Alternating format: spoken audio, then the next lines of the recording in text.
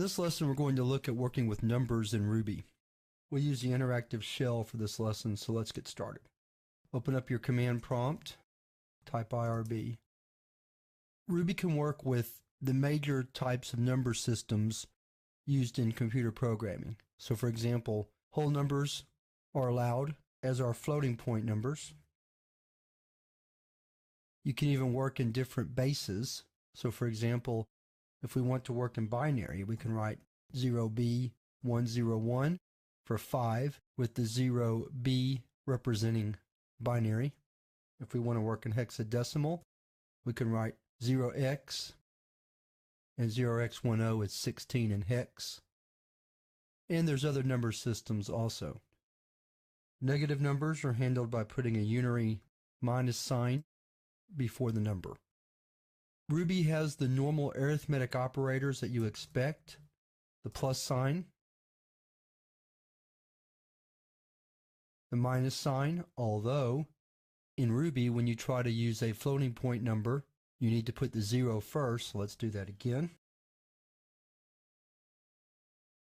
We'll do 088. There's our result. Then we have multiplication as well as division. We also have modulus. So if we want the remainder of a computation, I'll put a space here. So 4 modulus 2 is 0. We also have exponentiation, 2 asterisks. 2 raised to the second power is 4.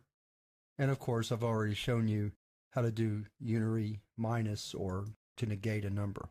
An interesting thing about Ruby is that numbers, like other pieces of data, are objects. And so we can use object functions or methods directly off of numbers in Ruby. So for example, if I want to find the absolute value of -23, I just write -23.abs, and that returns the absolute value of that number.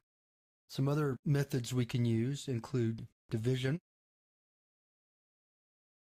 as well as modulo, which we've already seen before, but let's look at it in this sense. So 12 modulo 7 is 5. Since 12 is divided by 7, 1 with a remainder of 5. Another important thing that you can do with numbers is convert them to string. So for example, if I have the number 100 and I want to convert it to a string, I can write 2_s, and you'll see that what I get as a result is the number 100 turned into a string. So those are just a few of the things we can do with numbers. I wasn't going to try to cover everything. There are a lot of methods that are part of the number class. And also be aware, though, we're going to cover this more in the section on variables, is that variables in Ruby can shift from numeric type to numeric type. So for example, I can assign 100 to num and then turn around and assign -200 to num. And Ruby isn't worried about the fact that 100 is a whole number and -200 is a floating point number.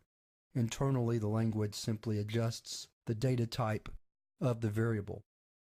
We'll talk more about that in the chapter on variables. But with that, I want to move on to the next lesson where we're going to talk about Boolean data.